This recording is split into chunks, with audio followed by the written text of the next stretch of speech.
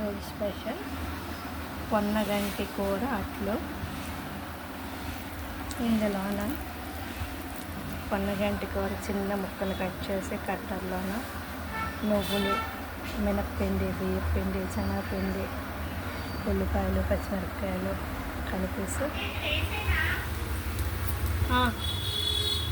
వేసాను. ఇలా పప్పు కూర కాకుండా ఇలా అట్లు పెట్టుకుంటే బాగుంటుంది. ఇంకొకటి ఏంటంటే ఇది మినప్పిండితో చేతి రొట్టెలు అంటారు. దీంట్లో కూడా బియ్యపిండి, మినప్పిండి, ఉల్లిపాయలు, పచ్చిమిరపకాయలు, జీలకర్ర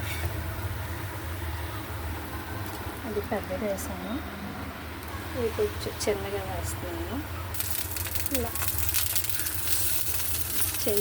తడి కానీ ఆయిల్ కానీ పెట్టుకొని ఇలా చేస్తే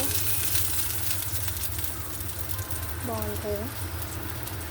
పప్పు కూర పచ్చడి కొన్నట్టుగా అట్లా పెట్టుకుంటే టిఫిన్ అయిపోతుంది.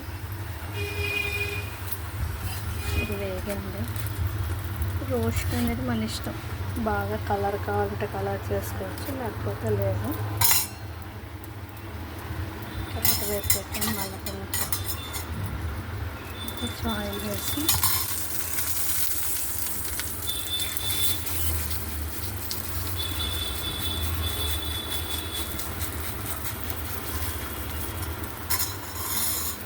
ఇలా మధ్యన కొంచెం చిన్న హోల్స్ పెట్టేసి ఇలా కొంచెం ఆయిల్ వేస్తే బాగుంటుంది. ఓకే, వీడియో చూసిన వాళ్ళందరికీ థ్యాంక్ యూ.